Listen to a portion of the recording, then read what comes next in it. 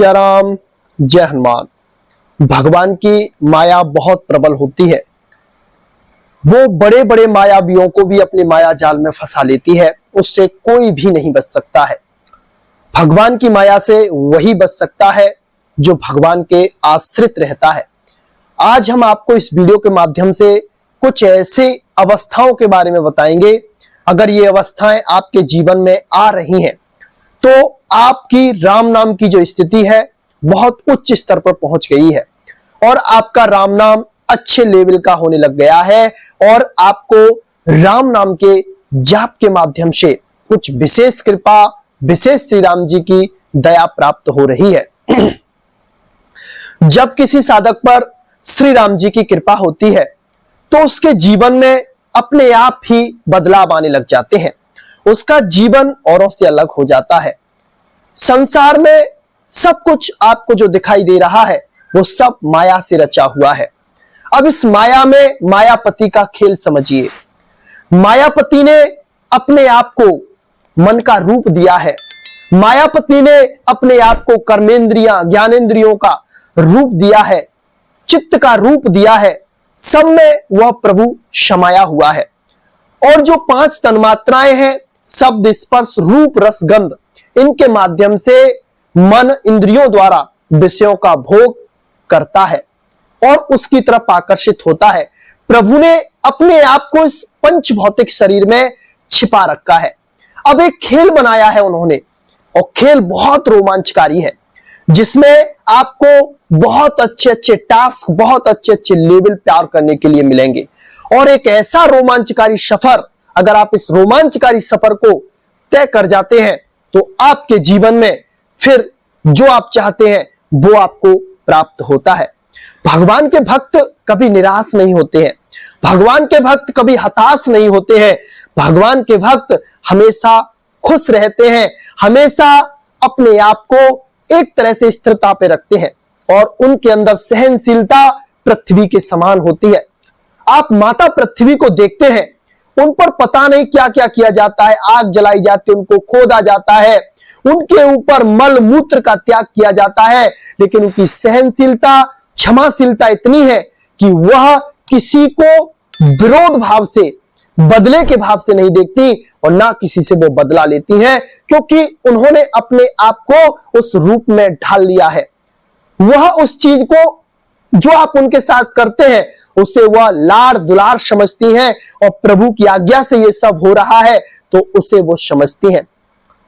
आप अपने आप को अग्नि के समान बनाइए। आपने अग्नि को देखा है। अग्नि में आप भक्ष्य, अभक्ष्य, शुद्ध, अशुद्ध, सात्विक, तामसिक, जैसा भी भोज्य पदार्थ यहां पे जो भी आप अग्नि में भोग लगा दीजिए, अग्नि उसको ग्रहण कर जाती है, अपने उदर में उसको जगह देती है, लेकिन अग्नि का प्रकाश वैसा ही रहता है। ना तो अग्नि के तेज को कोई दबा सकता है, ना अग्नि के तेज को कोई बुझा सकता है। अग्नि का तेज स्वतः ही चमकता रहता है, चमकता रहता है। इसी तरह से राम नाम के जापकों को होना चाहिए। उनको अपना तेज, अपनी शक्ति, अपनी सामर्थ कभी भी व्यर्थ नहीं गंवानी चाहिए। कुछ भी हो रहा है उस पर ध्यान मत दीजिए। अपनी साधना पर, अपनी क्रिया पर, अपने कर्म पर ध्यान दीजिए। एक दिन ऐसा आएगा कि आपका कर्म बोलेगा। एक दिन ऐसा आएगा कि आपके भाग्य की रचना आपके कर्मों से होगी। आपका चरित्र इतना मजबूत और उच्च स्तर का बनेगा जो चरित्र आपके जीवन में एक नई ऊंचाई को लेकर आएगा और आपका एक अलग स्थान सब लोगों के सामने बना देगा। अब हम बात कर लेते हैं उन अवस्थाओं के बारे में जो राम नाम का जाप करते और जाप करते करते अगर उनके जीवन में ये अवस्थाएं आ रही हैं, जो सबसे पहली अवस्था होती है, जो भगवान के भक्त होते हैं, नाम जापक होते हैं, तो कभी कभी एकदम उनके अंदर बेचैनी हो जाती है कि अभी तक भगवान हमें मिले नहीं है, अभी तक भगवान का कोई पता नहीं है, इतने साल हमें भजन ध्यान साधना करते हुए हो गए, अभी भगवान का कुछ अंग भी हमें स्पर्श या दिखाई नहीं दिया है, मेरा जीवन व्यर्थ चला गया है, पता नहीं कब मैं काल के ग्रास में चला जाऊं, इसका कोई भी पता नहीं है। ये भाव उसके अंदर जागृत होते हैं और एकदम वो रोने लगता है। जो साधक उसके इस तरह के भाव आते हैं और उसके अंदर से रोना आता है, अपने आप आंसू निकलने लग जाते हैं इन चीजों को सोचते सोचते, और यह भाव जागृत होता है, मैं कैसे ऐसे व्यक्ति को खोजूं, किस व्यक्ति से पूछूं, किससे मिलूं, किससे इस बारे में इस रहस्य की चर्चा करूं कि मुझे प्रभु श्री राम जी कैसे मिलेंगे, मुझे भगवान कैसे अपनाएंगे, कहीं भगवान मुझसे रुष्ट तो नहीं हो गए हैं। तो ये भाव जब साधक के अंदर आते हैं तो ये राम नाम की कृपा से और राम नाम की अच्छी स्थिति में आपका जाप हो रहा है, उससे आपके अंदर जागृत होते हैं, स्वतः ही आपके अंदर यह प्रकाशित होते हैं। कभी कभी राम नाम के जापक जिनकी उच्च अवस्था होती है उनको क्या लगता है, कभी कभी उन्हें भगवान का कुछ अनुभव होता है, चाहे वो ध्यान के माध्यम से, चाहे शयन कर रहे हो सपने के माध्यम से, जागृत, सुसुप्त, सुषुप्ति, तीनों अवस्थाओं में, जागृत, सुसुप्त, तुरीय, तीनों अवस्थाओं में उनको प्रभु का आभास होता है। तो एकदम उनका शरीर पुलकित होता है, उनकी रोमावली खिलने लगती है और उनको एक रोमांच होता है, वह खुश हो जाते हैं, कभी कभी नाचने लग जाते हैं, कभी कभी गाने लग जाते हैं, कभी कभी ऐसी मस्ती उन पर चढ़ती है कि सारी लोक लाज एक तरफ रखी रह जाती है, वो अपनी मस्ती में मग्न हो जाते हैं। उन्हें ना तो इस लोक की परवाह रहती है, ना उस लोक की परवाह रहती है, उन्हें परवाह उस प्रभु की रहती है, उसकी प्यार, उसकी कृपा सब पर बराबर रूप से आ रही है और उसका वह आनंद लेते हैं, लेकिन हम उसे समझ नहीं पा रहे हैं। जिस तरह से माता पिता का प्रेम, स्नेह सबसे ज्यादा किस पर होता है आपको पता है? सबसे ज्यादा माता पिता का प्रेम, स्नेह उस पर होता है जो दुखी होता है, जो सबसे परेशान होता है।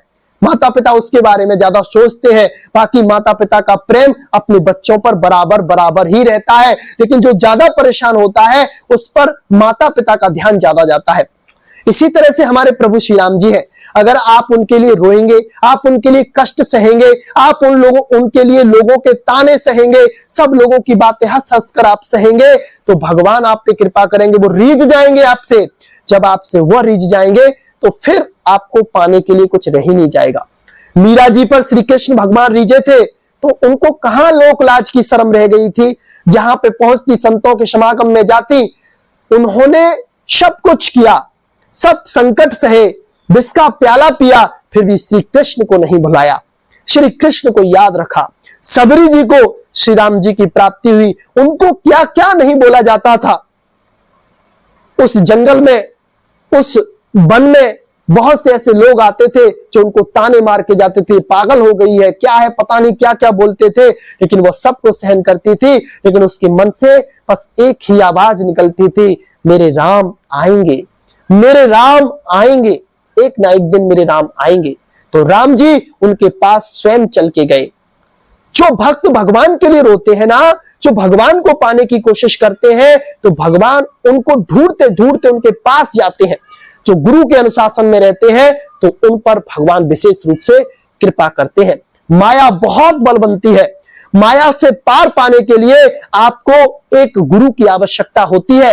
वह गुरु ऐसा होना चाहिए जो वेदों का पारदर्शी विद्वान हो, तत्व ज्ञानी हो, जो आपको भी उस मार्ग पे ले जाए जहां से परमपिता परमेश्वर की प्राप्ति होती है। आजकल गुरु कैसे बनाए जाते हैं आपको पता है? आजकल गुरु बनाए जाते हैं उनकी शान शौकत देखकर, उन पे गाड़ी कितनी है, उनके शिष्य कितने हैं, उनका वैभव कैसा है, उनसे बड़े बड़े लोग मिलने आते हैं या नहीं आते हैं, इन बातों को देखकर गुरु बनाए जाते हैं। अरे ऐसे काम तो एक पापी भी कर सकता है। किसी के पास अत्यधिक धन है तो वो धन के द्वारा बहुत सी जनता जोड़ सकता है, बहुत से लोगों से मिल सकता है, नेताओं को बुला सकता है, अच्छी अच्छी सोसाइटी में जा सकता है, अच्छे अच्छे शौक कर सकता है, क्या नहीं कर सकता एक अधर्मी। लेकिन आप लोग उसी चकाचौंध पे मरते हैं। चकाचौंध पे मत जाइए, आप उनके चरित्र पे जाइए, आप उनके ज्ञान पर जाइए, आप उनके बोध पर जाइए, आप उनके त्याग पर जाइए, आप उनके आचरण को अपनाइए, तब आपके जीवन में बदलाव होगा। ऐसे गुरु की तलाश करें, तब आपका जीवन बदलेगा। बिना गुरु के आपका मार्गदर्शन हो ही नहीं सकता है। राम जी आप पे कृपा करें, आपके जीवन में हर खुशियां आए, ऐसी हम श्री राम जी से प्रार्थना करते हैं। आज के लिए बस इतना ही। जय श्री राम, जय जय हनुमान।